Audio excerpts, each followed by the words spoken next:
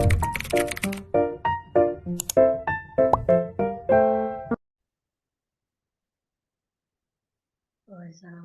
warahmatullahi wabarakatuh. Kembali lagi dengan saya Nura Sanatiliang, NIM 2101072017, kelas 2A di 3 akuntansi. Baiklah, di video kali ini saya akan membahas tentang laporan keuangan bank. Yang pertama itu yaitu kita harus mengenal apa sih laporan keuangan bank itu. Yaitu laporan keuangan yang disusun sebagai bentuk pertanggungjawaban manajemen terhadap pihak-pihak yang berkepentingan dengan kinerja keuangan bank yang dicapai selama periode tertentu. Oleh karena itu, laporan keuangan bank harus memenuhi syarat mutu dan kualitatif akuntansi perbankan, sehingga tidak ada keraguan dalam menggunakannya dan sebagai pedoman dalam penyelenggaraan akuntansi bagi manajemen bank. Setiap bank diwajibkan membuat dan menyampaikan laporan keuangan berupa neraca, laporan laba rugi, laporan komitmen dan kontingensi, laporan arus kas, dan catatan atas laporan keuangan berdasarkan waktu dan bentuk yang ditetapkan oleh Bank Indonesia. Selanjutnya yaitu tujuan laporan keuangan.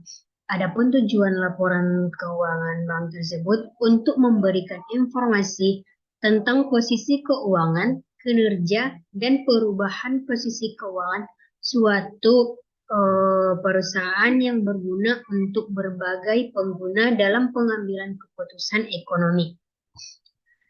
Setiap laporan keuangan merupakan salah satu bentuk informasi dari aktivitas perusahaan di masa lalu dan bentuk pertanggungjawaban manajemen yang diharapkan mampu memberikan bantuan kepada pengguna untuk membuat keputusan yang bersifat finansial. Selanjutnya, adapun jenis-jenis laporan keuangan bank, yang pertama itu yaitu laporan keuangan bulanan. Dengan adanya laporan keuangan bulanan ini disiapkan selama setahun dan pencatatannya setiap akhir bulan.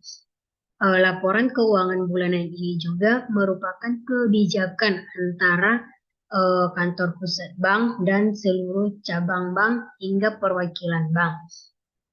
Yang kedua yaitu laporan keuangan triwulan.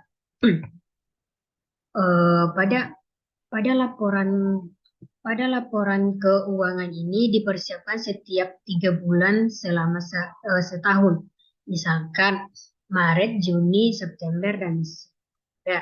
Selain itu, laporan ini juga harus disajikan sesuai dengan peraturan Otoritas Jasa Keuangan atau juga yang kita kenal dengan sebutan OJK. Artinya, mempublikasikan laporan ini secara kinerja, hasil usaha neraca bank berdasarkan PSAK, Pedoman Akuntansi Perbankan Indonesia, bahkan peraturan yang ditetapkan oleh Bank Indonesia. Selanjutnya, yang ketiga itu ada laporan keuangan tahunan. Laporan keuangan ini biasanya dipersiapkan setiap tahun, di mana laporan ini juga bertujuan untuk memberikan informasi mengenai kondisi keuangan bank secara menyeluruh. Dengan begitu, laporan ini akan memberikan gambaran kepada nasabah maupun publik mengenai kinerja serta performa dari bank tersebut selama setahun. Di sisi lain, laporan keuangan tahunan ini juga harus memberikan transparansi karena laporan ini akan memberikan kepada Bank Indonesia, lembaga keuangan lain hingga terlibat dalam pengembangan usaha bank. Adapun komponen laporan keuangan itu, yang pertama itu yaitu Laporan bank neraca, di mana laporan ini menggambarkan kekayaan, kewajiban atau hutang, dan juga modal suatu perusahaan. Adapun komponen laporan neraca bank bisa dilihat melalui website bank tersebut seperti contoh Bank BNI atau Bank Mandiri yang meliputi unsur-unsur penempatan pada Bank Indonesia, yaitu memberikan informasi tentang posisi giro BI dan SBI yang dimiliki suatu bank. Yang kedua, giro disajikan dalam mata uang asing dan rupiah secara terpisah agar bisa memudahkan user untuk mendeteksi net open position. Position. Yang ketiga, surat berharga dan obligasi disajikan menurut durasi waktu kepemilikannya supaya bisa mendeteksi jumlah yang difokuskan untuk mencari pendapatan dan jumlah yang bisa menjadi sumber likuiditas eh, melalui perdagangan obligasi. Yang keempat, kredit disajikan secara terpisah menurut keterkaitan dan ketidakketerkaitan kredit dengan bank dengan tujuan untuk pengawasan kinerja bank. Yang kelima, post deposito disajikan dengan memisahkan antara deposito pihak terkait dengan bank dan pihak lainnya dengan tujuan untuk mendeteksi terjadinya penghimpunan dana yang berasal dari kelompok perusahaan sendiri.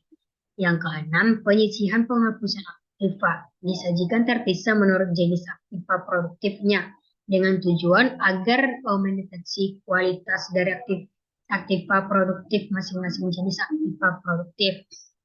Yang kedua itu laporan laba rugi. Merupakan sebuah laporan dalam memberikan informasi mengenai jumlah pendapatan suara perusahaan selama periode tertentu. Secara bentuknya, laporan laba rugi ini disajikan secara multiple step maupun berjenjang. Selain itu, perhitungan pendapatan bunga bersih dapat dihitung melalui pendapatan bunga dan biaya bunga. Bahkan jumlah pendapatan bunga bersih ini akan menginformasikan mengenai tingkat penyebaran pendapatan yang terjadi di bank. Selanjutnya itu laporan komitmen dan kontingensi. Disebut sebagai rekening administratif yang dapat disajikan secara terpisah mengenai antara komitmen dan kontingensi.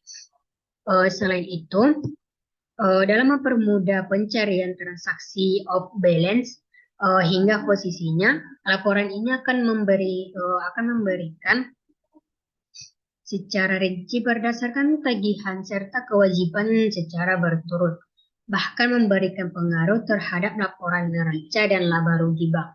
Masyarakat bisa mengetahui para pengurus bank dan juga sejauh mana integritas pengurus dan pemilik bank tersebut. Selanjutnya yaitu akun laporan keuangan bank. Adapun akun laporan keuangan bank itu yang pertama yaitu ada kas, yang kedua penempatan pada Bank Indonesia seperti Giro Bank Indonesia, Sertifikat Bank Indonesia, dan nilai nominal. Yang ketiga, giro pada bank lain. Giro pada bank lain seperti rupiah dan valuta asing. Yang kelima, surat berharga yang dimiliki. Seperti rupiah yaitu diperdagangkan, tersedia untuk dijual, dimiliki hingga jatuh tempo. Selanjutnya valuta asing diperdagangkan sama juga dengan rupiah. Yang keenam, surat berharga yang dijual dengan janji dijual kembali. Yang ketujuh, obligasi pemerintahan. Yang pertama itu diperdagangkan, yang kedua tersedia untuk dijual, dan yang ketiga dimiliki hingga jatuh tempo. Yang kedelapan, tagihan atas surat berharga yang dibeli dengan janji dijual kembali. Yaitu rupiah, yang kedua valuta asing. Selanjutnya tagihan derivatif PPA, tagihan derivatif. Yang ke-10 kredit yang diberikan, yaitu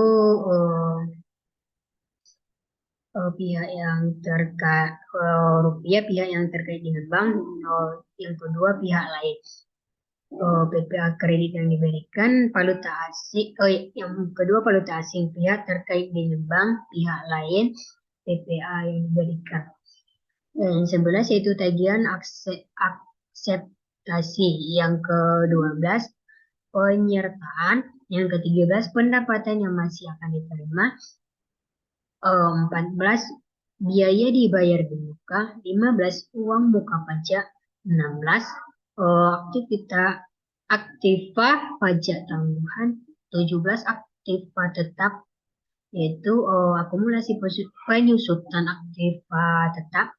Yang ke-18 properti terbengkalai, yaitu PPA properti terbengkalai. Yang ke-19 aktiva sewa guna, akumulasi penyusutan aktiva sewa guna. Yang ke-20 agunan yang diambil alih. Yang terakhir yaitu aktiva lain-lain. Sekian materi video saya kali ini. Kurang lebihnya saya mohon maaf. See you next time. Bye bye.